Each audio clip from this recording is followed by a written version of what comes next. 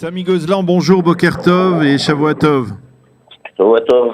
Merci d'être avec nous ce matin sur Studio Kalita. Nous avons choisi de parler avec vous de ce qui se passe en France et qui, bien entendu, vu d'ici en Israël, nous préoccupe. On a un peu le sentiment, en particulier après l'agression dont a été victime un jeune enfant de 8 ans à Sarcelles. On a l'impression que l'on assiste à une sorte de recrudescence des actes antisémites. Vous-même, dans une interview au Times of Israel que je citais vendredi dernier, vous avez parlé d'une multiplication d'actes antisémites, on va dire presque privés, comme ça, dans le secret, dans des immeubles et dans les banlieues, dans les cités. Alors, est-ce que effectivement, alors que apparemment certaines données donne à penser qu'il y a moins d'actes antisémites, est-ce que on assiste malgré tout à un regain de l'antisémitisme ces dernières semaines ? C'est-à-dire que la baisse des actes antisémites recensés est réelle. La raison en est la suivante, c'est que jusqu'à présent, antérieurement, ce qui se passait, c'était que beaucoup de bâtiments, les synagogues, des écoles juives, les centres communautaires étaient beaucoup visés, étaient la cible d'actes violents, de tentatives d'incendie, etc. Mais avec le plan Sentinelle, avec les mesures de sécurité qui ont été prises, bien ces bâtiments ont été beaucoup plus protégés. Par contre, les actes ont continué sur les personnes, et ce qui est remarquable aussi, c'est que ces actes se sont dirigés vers les personnes directement à leur domicile. C'est-à-dire qu'un simple différend de voisinage se dégénère en antisémitisme, en menaces, en actes, et on voit bien aussi des attaques qui ont été commises carrément au domicile des familles pendant qu'ils vivaient dans leur maison. Je parle de la séquestration d'une famille à Créteil où une jeune femme a ensuite été violée. Je parle de l'agression de notre ami Roger Pinto à Livry-Gargan. Voilà, pour vous dire. Donc, ou alors le meurtre de Sarah Halimi. Voilà, donc tout cela. Alors, ce qui se passe, c'est que le malaise... C'est-à-dire, ce ne sont pas seulement des actes antisémites recensés dans le domaine public, à l'extérieur, mais ces actes se produisent maintenant à l'intérieur, au domicile même de familles juives.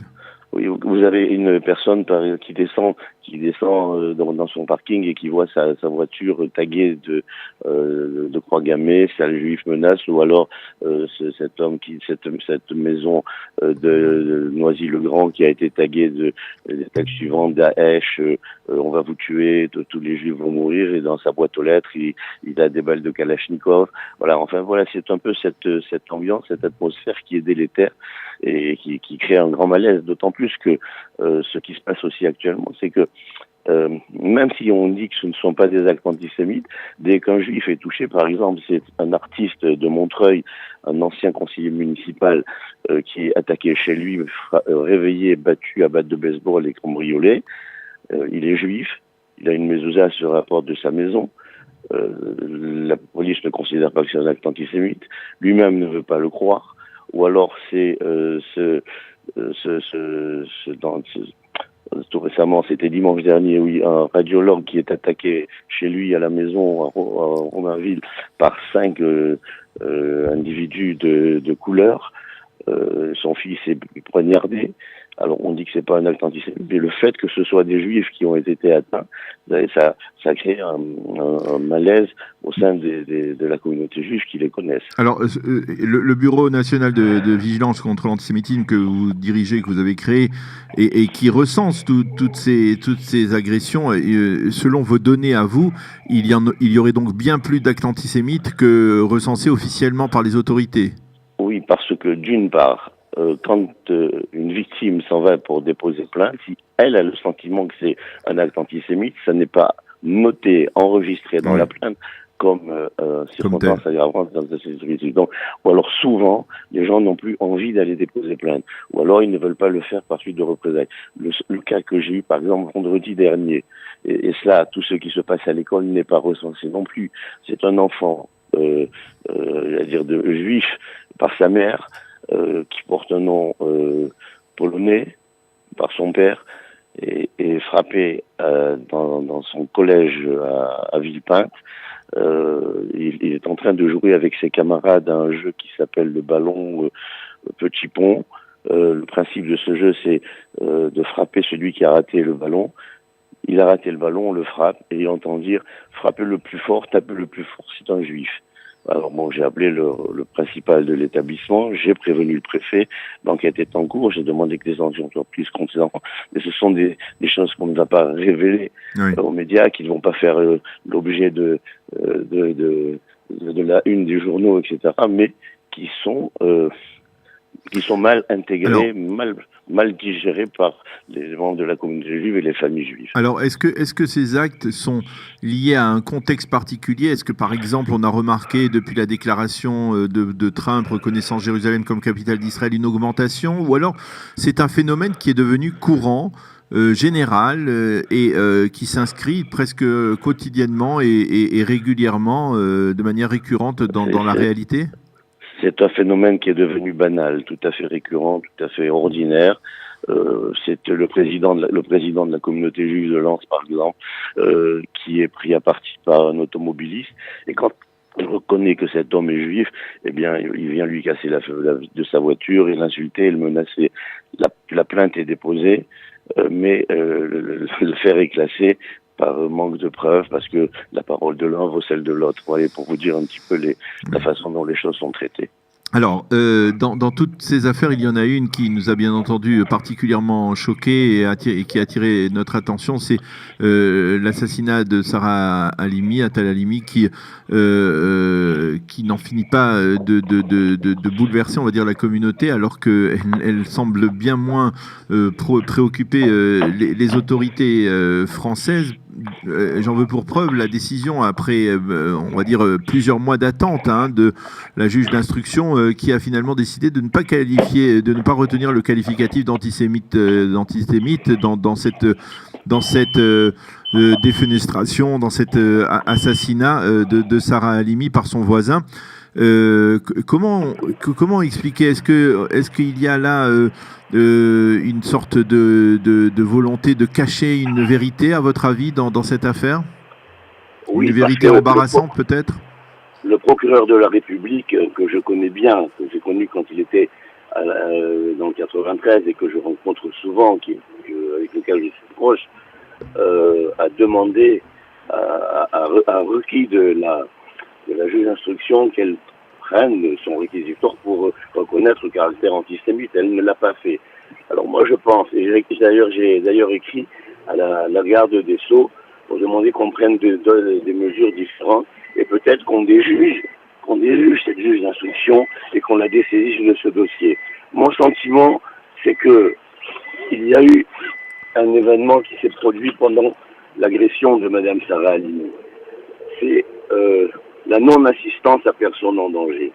Et je pense que là, la police a une part de responsabilité. Je n'ai jamais vu, lorsque les forces de police étaient sur place, qu'il y ait 2, 3, 4, 5, 10, 15, 20 policiers, aucune action ne soit entreprise pour pénétrer dans l'appartement de la victime et puis mettre hors d'état de nuire l'agresseur.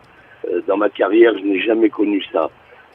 Alors, est-ce que c'est pour cette raison... Vous dites en fait que la police, de par sa passivité au moment des faits, a permis, à laisser faire l'assassinat de Sarah Halimi?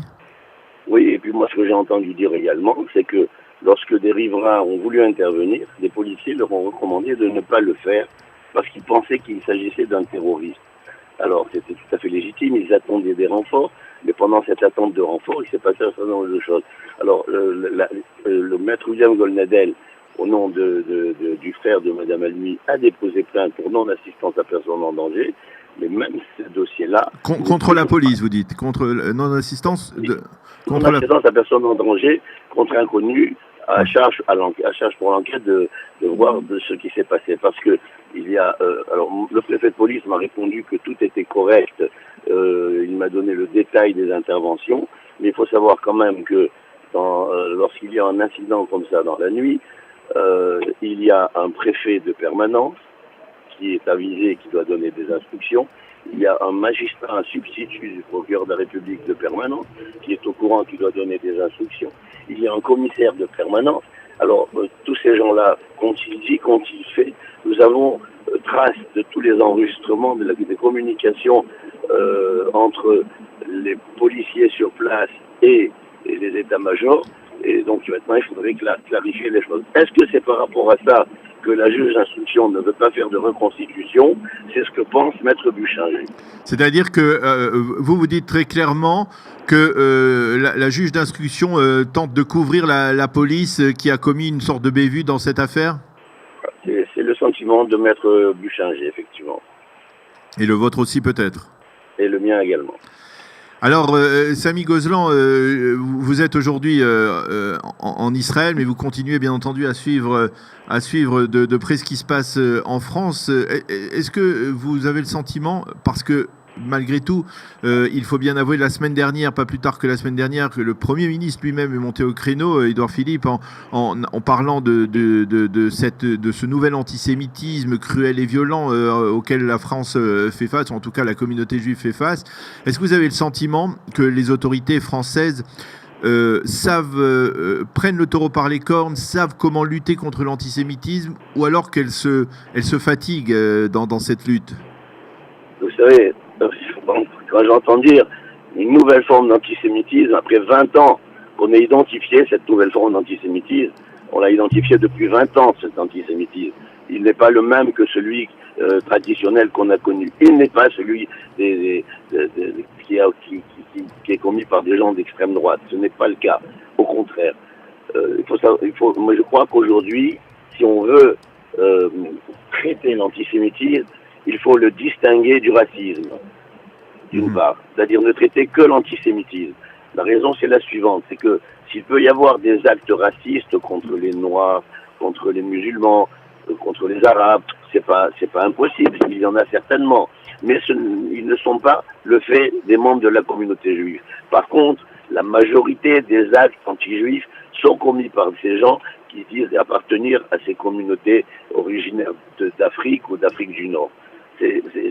Cela est clair, les procédures le démontrent, les enquêtes l'ont démontré.